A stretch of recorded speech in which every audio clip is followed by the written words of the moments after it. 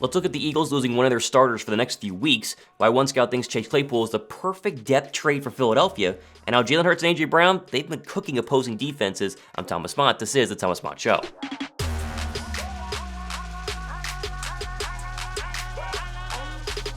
Philadelphia's been up and down offensively this year, and they've been in some deficits as well, and yet Jalen Hurts continues to pull them back into the winning category. What a crazy stat to start your Tuesday morning here. Look at this. When Jalen Hurts has faced double-digit deficits the last 5 regular season starts, right? Commanders on Sunday, 10-point deficit, he won. 2022 at the Colts, remember that terrible offensive game? When everybody freaked out about the end of that one as well. At the Colts, 10-point deficit, won. Jaguars, I was at that game, 14-point deficit, won. Commanders in 2021, 10-point deficit, won. And in 2021, the Commanders again, 10-point deficit and won.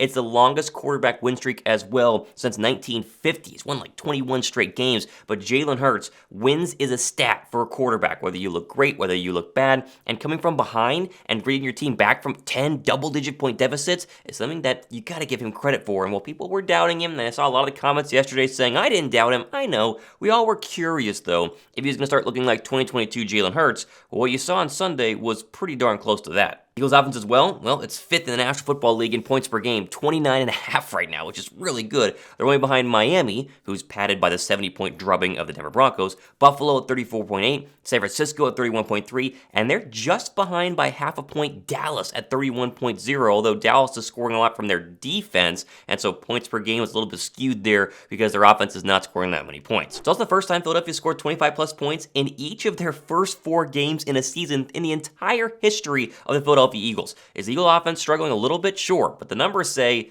guys, calm down, they're going to be just fine. Now, Philadelphia did get to 4-0 on Sunday against the Washington Commanders, but they do lose one of their starting offensive linemen in Cam Jurgens. Mentioned it yesterday, it's not a serious foot or knee injury, but it is serious enough to where he's going to miss multiple weeks. Here's Jeff McClain saying it's a right foot sprain. Could miss several weeks, an NFL source said. MRI confirmed team's initial diagnosis. And I saw a lot of comments saying this is the best case scenario, and honestly, it is, because a long-term injury to Cam Jurgens is obviously going to hinder his young career, but also hurt the Eagles' cognitivity on the offensive line, in which most of them have played a ton together, at least during the 2022 season. Now, Jurgens hasn't been an all-pro caliber right guard, but he's been filling in and doing really well his first time really playing right guard since well before college when he was originally a center. Now, I think the question mark is, how does Sua Opeta fill in? Well, if you're wondering about him, at least for the first start on week 4, he was doing pretty darn good with Cam Jurgens out. He didn't allow a pressure in 23 pass blocking snaps against the Washington Commanders defensive front, which once he came in, they were really targeting that right side. Now, the question for Philadelphia will be, what happens if another injury were to occur while Cam Jurgens is out? Well, the depth chart shows that it is Tyler Steen. Remember him, the 3rd round draft pick we thought was going to start at right guard over Cam Jurgens, and yet never even came close to doing. Well, he's next man up as well. They also have a couple of guys at the practice squad who could be called up, but right now, looks like Opeta's going to fill in. They should be okay, although, let's be honest, next 2 weeks you're playing a really good guy named Aaron Donald, and then a really good guy named Quinnen Williams, and so Opeta is going to be tested week after week. You guys worried at all? The Eagles' offensive line? I mean, they gave up a couple of pressures, couple of sacks, and what was an interesting, I would say, performance by them on Sunday against the Commanders, but overall, they definitely bend sometimes. The Chase Young looked pretty good at points, but Mailata, Lane Johnson, obviously Kelty and Dickerson, they all balled out. I think they're going to elevate Opeta's game, mask some of his weaknesses, and Philadelphia should be just fine. Now, the interesting story of the day is that Chase Claypool's name was mixed in with Philadelphia, and you probably saw it all over Twitter, and you're wondering, what the heck is going on here? Are they actually about to trade for Chase Claypool? Well, probably not, at least not anytime soon. At least the Bears are going to try to, because he's very disgruntled. He hates being a Chicago Bear. And honestly, based on reports, the Bears don't like Chase Claypool either, as he's been a healthy scratch multiple times this year, including the most recent Week 4 almost win, if that counts as a stat, against the Denver Broncos. Now, where does this all come from? Technically, it comes from a scout if you go all the way up the food chain here. Listen to the tweet, though. Among the teams that could view Bears wide receiver Chase Claypool as a depth piece or quality backup are the Chiefs, Eagles, and Lions, according to NFC East scout via Michael Lombardi. Which team should go get Claypool? The scout said no one is going to pay a higher price for Chase Claypool. Teams making championship runs could view him as a quality backup or depth piece.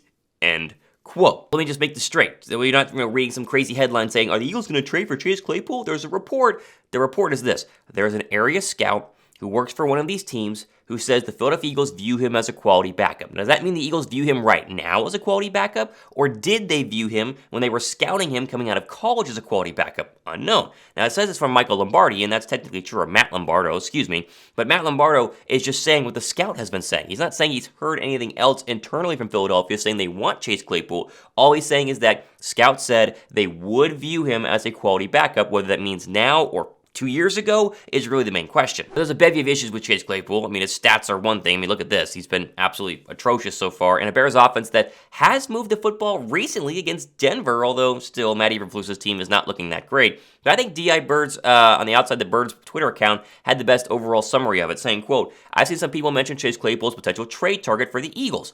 I don't think he fits at all. Not only does he seem like a selfish player, he also isn't a slot wide receiver. He has played primarily in the slot in Chicago. We've all seen how that works out," end quote. Thinking back to his time, obviously, with the Steelers, he was an outside receiver. Now they're trying to get him to play slot. And again, you've seen how that's actually worked out. It's not been that great. So while Philadelphia does have a couple of injuries at wide receiver, whether Quez Watkins' hamstring is long-term or short-term, we don't know, although he didn't play most recently. Britton Covey dealing with a concussion. The idea that Philadelphia is going to go out and trade even a late-round draft pick, 6th-round draft pick, 7th-round draft pick in 2025 for Chase Claypool just doesn't make a lot of sense. And maybe you get a guy who's motivated and focused and wants to learn, or maybe you get the Chase Claypool who was dramatic in Pittsburgh and now is a healthy scratch with a terrible team that needs offensive help in the Chicago Bears.